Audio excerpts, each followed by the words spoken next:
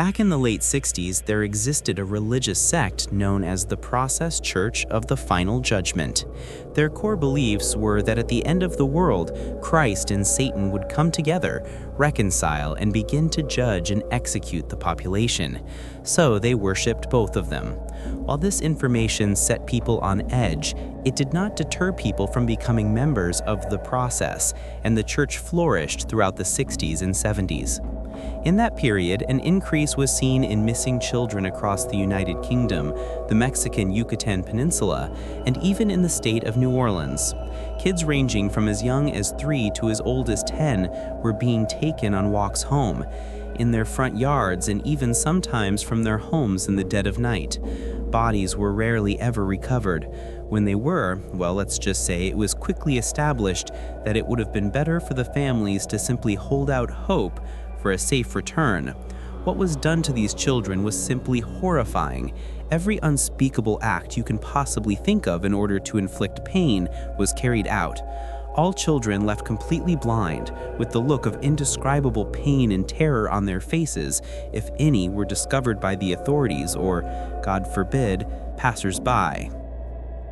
Due to the satanic panic raging throughout the United States and United Kingdom at the time, most information regarding satanic cults or missing persons cases were kept under lock and key so as not to cause mass hysteria. One particular incident caused so much havoc, it was feared that if brought to the public's light, it would shock the nation to its core. On October 12, 1975, a photograph was posted to the local authorities in 15 states in the USA and 5 counties in the UK, all receiving the same image, the one you see accompanying this story.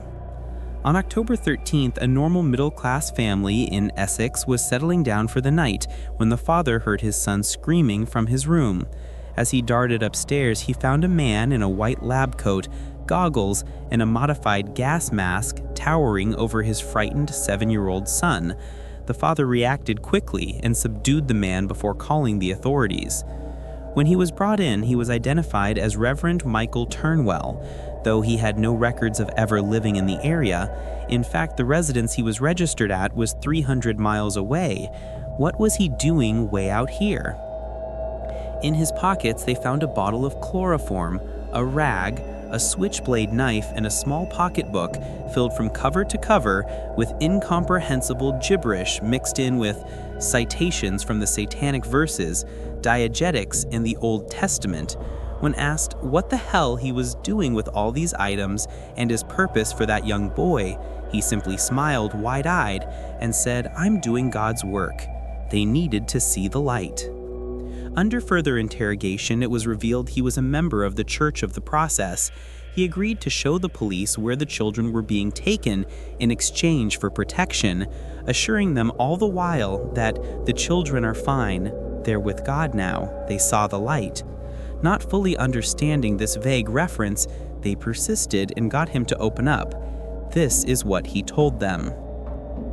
"We knew that the children could be spared judgment, for they do not understand sin, they are pure.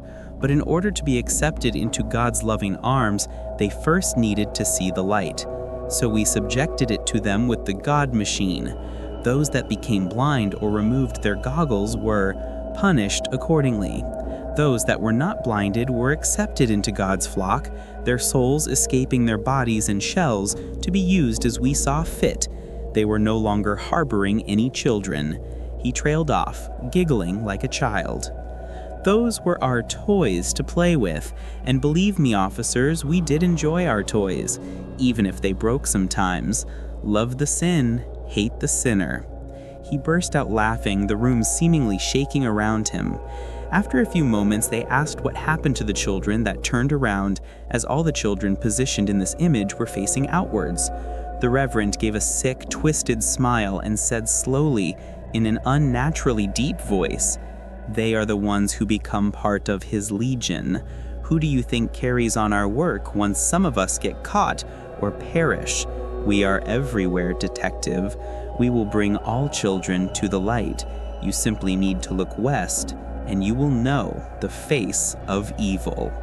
He suddenly leaned forward to intently stare at the detectives opposite him and asked sadistically, "Tell me, Do you have children?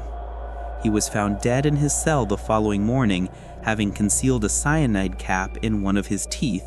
Some weeks following, one of the officers involved in the case lost their child, a little boy. He simply vanished one day walking home from school. His body was never recovered.